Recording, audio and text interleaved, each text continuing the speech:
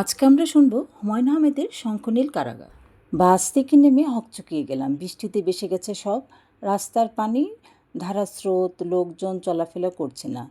Light পোস্টের বাতি নিভে আছে, অথচ 10 মিনিট আগেও যেখানে ছিলাম সেখানে বৃষ্টির নামগন্ধ নেই। শুকনো খটখট করছে চারিদিক। কেমন অবাক লাগে ভাবতে, বৃষ্টি এসেছে ঝুপঝুপ করে, একটা জায়গায় ভিজে গেছি। আর এতেই শৈশবে পরিচিত এই অঞ্চল কেমন ভৌতিক লাগছে। হাঁটতে গা ঝমঝম করে। রাত 9টাও হয়নি, এর মধ্যেই রশিদি চায়ের স্টোর বন্ধ হয়ে গেছে। মডার্ন লন্ড্রিও ঝাঁপ ফেলে দিয়েছে। একবার মনে হলো হয়তো আমার ঘড়ি নিজেই বন্ধ হয়ে গেছে। রাত বাড়ছে ঠিকই, টের পাচ্ছি না।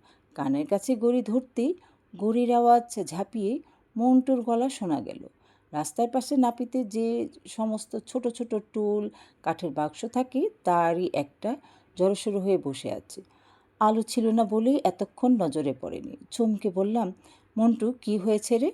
কিছু হয়নি। স্পঞ্জের স্যান্ডেলের হাতে নিয়ে মন্টু টুল বাক্স থেকে উঠে এলো। কাদায় পানিতে মাখামাখি। ধরা গলায় বলল, পা পিছলে পড়েছিলাম, স্যান্ডেলের ফিতে ছিঁড়ে গেছে। এত রাতে বাইরে কি করছিলি? তোমার জন্য বসেছিলাম। এত দেরি করেছো কেন? বাসায় কিছু হয়েছে মন্টু? না, কিছু হয়নি। মা আমাকে বাড়ি থেকে বের করে দিয়েছে, বলেছে বিক্রি করে খেতে। মন্টু শার্টের লম্বা হাতায় চোখ মুছতে লাগলো। টুনুদের বাসায় ছিলাম। টুনুর মাস্টার এসেছি, সেজন্য এখানে বসে আছি। কেউ নিতে আসেনি।